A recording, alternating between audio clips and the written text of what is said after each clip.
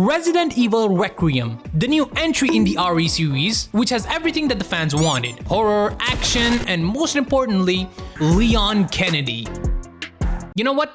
Just forget about what I said before. Leon is the only thing that the fans wanted. And to the 5 remaining Chris fans, I apologize. But the truth is, he's not cool as Leon. Even Capcom knows this, which is why the only time when you see Chris is either at the start of the game so that he can get the honor to tell you nothing what's going on, or he suddenly will show up at the very end of the game to deliver his final speech. Or go for the third option, adding a Call of Duty Zombies mod to your Resident Evil game, which summons Chris in his commando gear with his bottomless ammunition. Let's start with the gameplay. One thing that I really like about RE games is the prologue. They did a really good job with the unsettling atmosphere and setting up the story. And honestly, it has been a long time since I got an actual horror segment. Here you can play as Grace in first-person view. Your combat is highly restricted. You're not going to be parrying chainsaws in this one like Leon, and you also don't get a lot of weapons to choose from. First one is your standard handgun. This is something that you're going to use majority of the times. And then you get the Requiem, aka the boomstick. This gun solves 90% of your problems in this game. No one is safe when I pull out the boomstick. And no joke, this thing is so strong that pulling the trigger is gonna flashbang you in the process. This is also a really good weapon to hold in your hand when sprinting down the hallway, because you can always use this as a panic button. Some people might say this is just wasting firepower, but I don't care about efficiency. I just want to use the boomstick as many times as possible, until I run out of ammunition. You also get other utilities like Molotov, knives, herbs, healing meds, and let's not forget about the hemolytic injectors. Listen, I'm just gonna call them injectors for the rest of the video. You can use the injectors to prevent the corpse from mutating, because of course they do. And you can also do a stealth kill using this injector. But here's the problem. Why would I waste my resources on making this injector to kill blister heads when I can just one tap using the boomstick? I honestly used this once and then never used it again, because boomstick goes boom.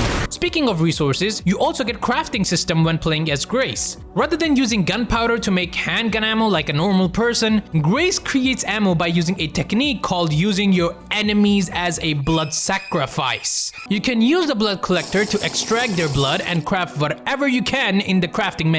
Me personally, I'm a big fan of holding on to as much material as possible and start crafting mid-battle. For example, that one time I was just cruising around the hallway when suddenly one of the bodies mutated. Now pause, because this is a threat that I can't ignore. And now, because how I manage my resources, I have 2 options. Number 1, make the injector and use it on him. Or I can make 2 bullets for my boomstick. The answer is obvious, fellas. We're making the boomstick for 2 reasons. First one is that boomstick goes boom. It's better than whatever this is. And second, if I don't make the injector, I can use the scrap later on to make the handgun ammo. So yeah, no point in using the injector. But enough talking about Grace, let's talk about the man, the myth, the legend himself, Leon Kennedy.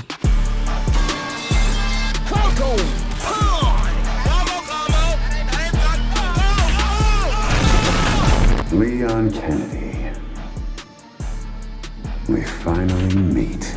Get this shit off me!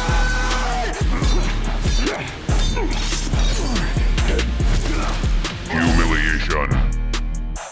Well, that's my cardio for the week. If there is any Resident Evil protagonist who is considered most recognizable and the most overpowered, it has to be Leon. After turning Leon into one-man army in Resident Evil 4, Capcom decided that he was not broken enough. So they decided to make him even more ridiculous by making him the strongest protagonist in the RE universe. And again, I apologize to the Chris fans who think that it's really cute that he can smash boulders or he can go complete berserk with the assault rifle. Ladies and gentlemen, none of these traits matter when Leon gets his hand on a hatchet, because he has learned the most indestructible jutsu known to mankind, called Parrying.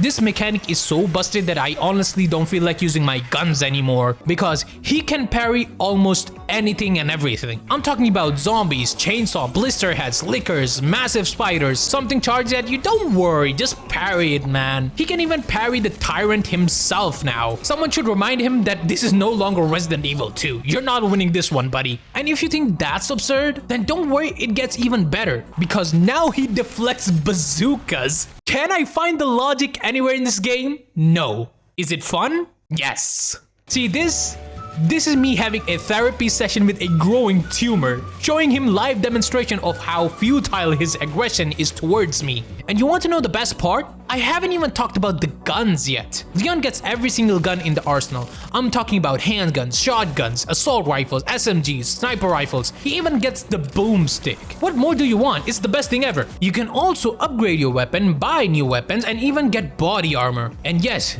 you can get the rocket launcher as well. After all of this, do you really think that I'm supposed to be scared or something? At this rate, Leon's calcium deficiency sounds way more intimidating than anything that I've seen as playing Leon. Well, that reminds me, it's time to talk about the story. Don't worry, I'm gonna speed run this part. It's gonna take me 7 minutes, alright? 7 minutes is all that I can spare to talk about the story. A quick warning, everything that I say in this is going to be the inaccurate representation of the story. With that being said, spoiler alerts, because we are going to be talking about the story in 3, 2, 1, and go. The game starts with Grace investigating murder cases, which leads her into a hotel where her mother died, and what a coincidence, we're not alone. As a matter of fact, someone is expecting us to come here. Then we meet this officer, a really nice guy, until he tries to kill me. Don't worry, because we sent him flying through the window. Did he survive?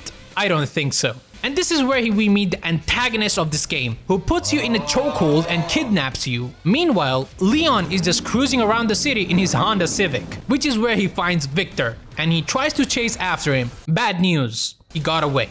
Good news, we know where he is, Rhodes Hill Chronic Care Center. So he gets back into his Dodge Charger and goes after Victor. Meanwhile, Grace wakes up, unties herself, and starts looking for a way out from this place. I'm sure nothing bad is going to happen. We got the fuse, opened the door and get yeeted back into the corner and got dragged into the La La Land. But before that happens, Leon comes in with a bang. But before they could understand the situation, they got separated in a classic Resident Evil style. Leon tells Grace to leave and gives her an oversized revolver with just one bullet. One bullet is all I can spare for you. Alright, I'm gonna stop doing the Wesker impression now. It's really getting annoying. But Leon, on the other hand, gets captured, which leaves everything in a cliffhanger because it's time to play as Grace. So you start solving every single puzzle in the building just to open one door. Like, who designed this building? Imagine how this building even functions normally. Oh, and by the way, this is Emily. And she is blind, which is honestly a good thing in this universe. In most cases, Grace is just panicking and Emily is just like, yeah, whatever. She helps us solve the puzzle and gets dragged into the basement in the process. Grace also gathers the courage and jumps into the hole. A bold strategy, I must say. We solve even more puzzles and finally get Emily out of the cell. It's just the TV making noises. We are not in danger. Trust me, I'm not lying. After the intense elevator cinematics, we escape, get the final piece of the puzzle and get out of the main building. And into the courtyard, we have a chopper, but we don't have the key. So we go into the secret lab under the main building to get the keys, destroy the building in the process and try to fly away from the place. Keyword, try. But as expected, we don't get the happy ending that easily. So we crash. Pilot dies and Emily is hurt. Really hurt. So now we have to take her to a safe place. What was Leon doing, you might ask? He was sleeping on a chair. Apparently, Victor is a big fan and wanted Leon's autograph. So he said, "No thanks, bro," and started beating him up, which is why he runs away like a cartoon villain. Then he says, You're a dead man walking. I have a question. Why is he not dead? You had the perfect chance to kill him. But what is he gonna do? Oh, that's right. Let's tie him up on a chair and ask him questions like, Why are you here?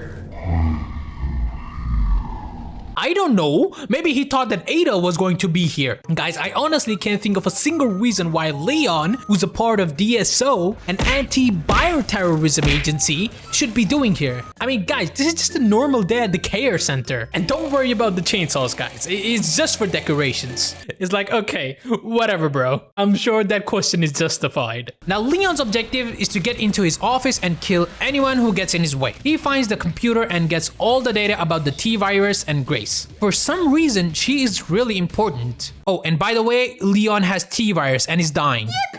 This is where he hears the chopper crash, uses sniper and helps Grace. The good news is that they're safe. The bad news is that she is still in a bad shape.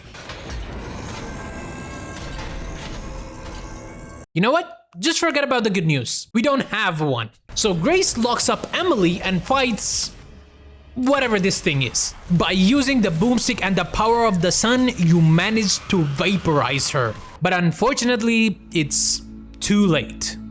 Psych, she mutated. What a surprise. Leon comes in, pulls the gun on her. She tells him not to, but he does it anyways. Grace starts crying, but Leon tells her, "It is what it is. It is what it is." Then Leon says that they should keep moving, and she says, "Nah, I'm good." Gives him the gun back and Alt F4 out of the situation. And guess what happens next?